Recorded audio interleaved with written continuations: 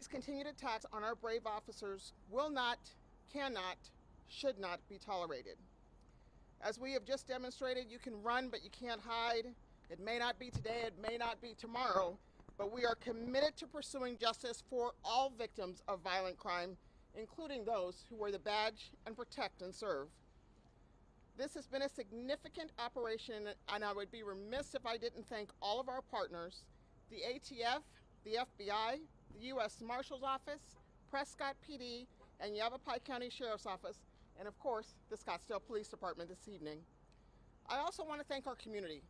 We pushed out information for you to call in with tips, and you called in with many, many tips, and each and every one of them was followed up on. In fact, it was a tip tonight that led us to where we are today. So thank you for being our eyes and our ears out there and for answering the call. To say that I am proud of this effort that went into this investigation is an absolute understatement.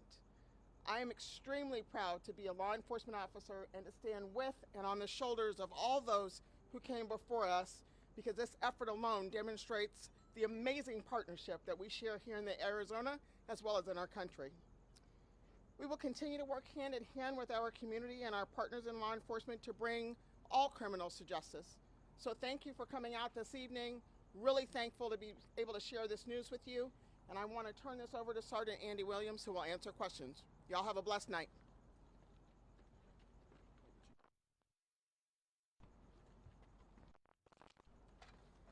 As the chief stated, I'm Sergeant Andy Williams.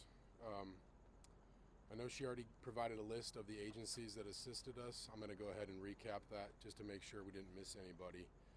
We had assistance in some way or shape from Prescott PD, Prescott Valley Sheriff's Office, Yavapai County Sheriff's Office, Chino Valley PD, U.S. Marshals, ATF, FBI, Scottsdale PD, Department of Public Safety, Maricopa County Adult Probations, Mesa PD, and Gila River PD. So as we know, this all started April 14th at about 10:30 a.m. Like the chief stated, it's been about 80 hours that our investigators have been working to track Cowan since he shot that officer at about 10:30 in the morning. One of our other officers returned fire at that time, and we now know that Cowan was struck several times and injured during that exchange of gunfire.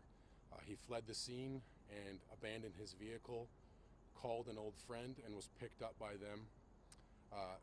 Throughout the course over those 80 hours when he was on the run, he received assistance from multiple people. At least one has been booked by us so far, Nicole Montalbano, a 33-year-old female, former romantic partner of his. She's been arrested for hindering prosecution, among other charges. We do believe that Cowan received assistance from other people. That's still under investigation. Investigators tracked Cowan over the last 80 hours and served search warrants at least 4 different locations throughout the valley, finally culminating tonight here, where we did receive a tip that he was here and that he was injured. When our officers and detectives from our Tactical Support Bureau arrived, they set up containment on this area and began negotiations over a course of hours with Cowan, where he refused to surrender. Our Tactical Support Bureau utilized every tool that was available to them to attempt to de-escalate the situation, and they were able to successfully arrest him without a major use of force against him. He has been arrested. He's currently receiving treatment for the injuries that he sustained during the shootout on Thursday. Please keep in mind, this is an incredibly complex investigation. We've just now barely reached the end, an hour ago. I need to sit with our investigators to pour over all the details before I can really speak about details. Everything I've given you is preliminary information subject to change. With that being said, I can attempt to answer a few questions, but anything detailed is going to be beyond the information that I have available. Did a resident call in the tip today saying that they saw him injured, they saw him in the area? Can you give a little bit more specific details? So I don't have the specifics of the tip, but the tip that we received came in today, and it led us to this location here where we found Cowan. Is that person receiving the $35,000 reward? I do not have anything to do with the reward. As long as they meet the stipulations of those various agencies that offered the reward, but that's not up to me. Is it under your impression that Cowan was hiding in multiple locations prior to this location, or was he here this whole time?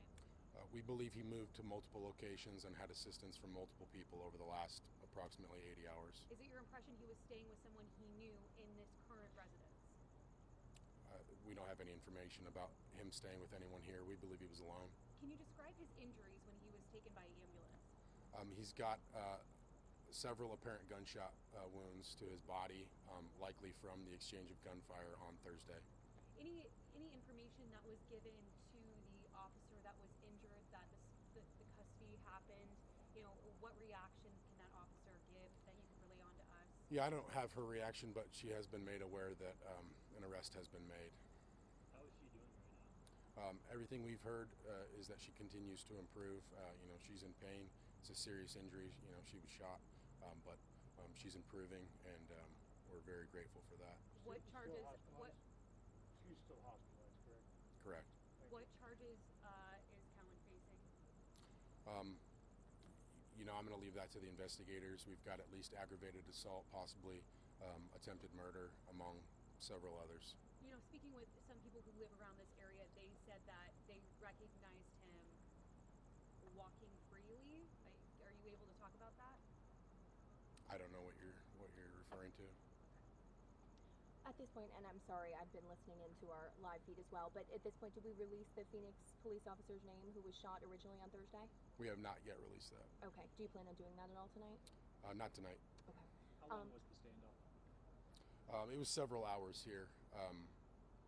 Like I said, several hours of negotiations and attempting to use all of those tools that our Tactical Support Bureau has to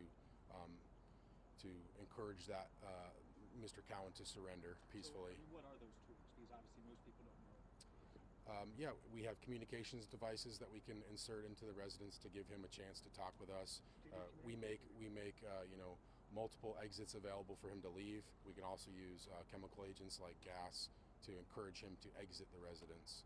The last thing that we want to do is to force an armed encounter, and we were able to avoid that situation tonight.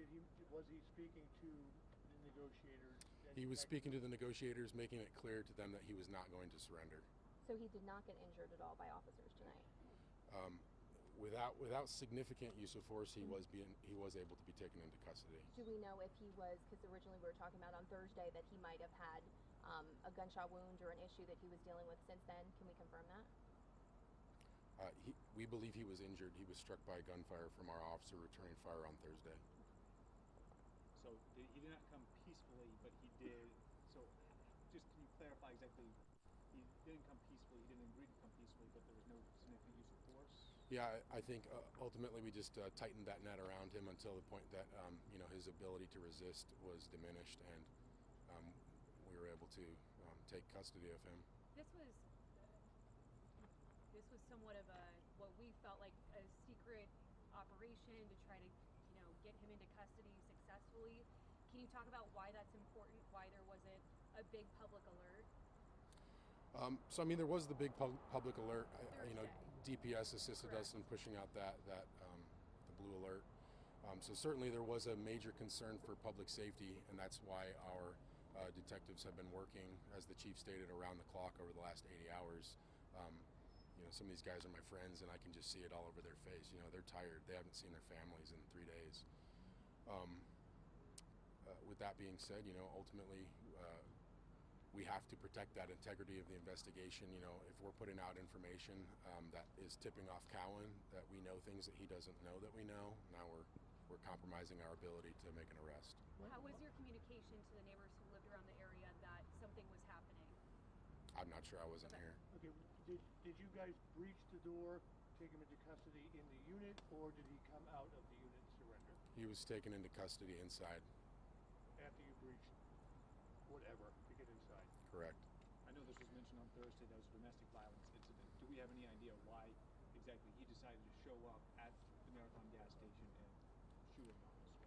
No, I think a lot of these details hopefully come to light over the next few days when investigators have some time to rest and really dig into the investigation. The last few days have just been all about working leads and bringing this manhunt to a close, so that we can ensure public safety. You know, somebody who's willing to show up, fire rounds at a busy gas station, right at some police officers, not somebody that we can afford to, wait. That's someone who requires our immediate and full attention. And when it comes to the assistance that he got, I mean, beyond just a ride, what other assistance do you believe he may have had for the last few days? You know, I'm not going to speculate on that. Our investigators have that information. Like I said, at least one person has been arrested. What was her role? I don't know exactly what her role is, but she's been charged. I'm going to put out an update later. It'll have her booking number. Hopefully there's some information there that you can glean from that. Do you have the information of which locations Cowan was located in those last 4 days? No. But all over the valley, is that safe to say? Correct. Okay. Do we believe he was moving from place to place to place? I think the thought is he moved from place to place to place until he eventually wound up here. We don't know. We're gonna be continuing to investigate that. No. Okay. I think we're exhausting that point where I just don't have the answers to some of these questions. So I appreciate you guys coming out. Thank you. Thank you for your patience. Thank you for your understanding. Was he armed? I'm sorry. I don't have that Okay. information. Thank you so much. Thank you very much. Thanks, guys. Have a good night.